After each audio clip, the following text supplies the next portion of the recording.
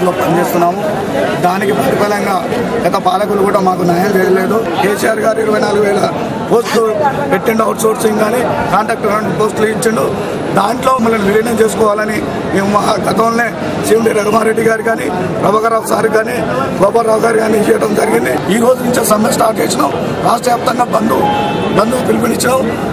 రాష్ట్ర వ్యాప్తంగా అన్ని చెట్లు బంద్ అయినాయి. దయచేసి మా ప్రభుత్వం మమ్మల్ని గుర్తించి మా ఆశలన్నీ నిర్వాసలు చేయడం, మమ్మల్ని కూడా 24,000 మందితోని విలీనం చేసుకుంటారని మేము కోరుతున్నాం.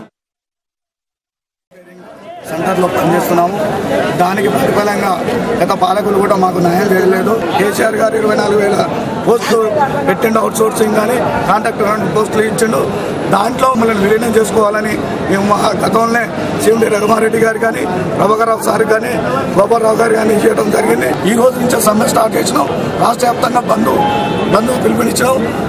రాష్ట్ర వ్యాప్తంగా అన్ని చెట్లు బంద్ అయినాయి. దయచేసి మా ప్రభుత్వం మమ్మల్ని గుర్తించి మా ఆశలన్నీ నిర్వాసలు చేయడం, మమ్మల్ని కూడా 24,000 మందితోని విలీనం చేసుకుంటారని మీకు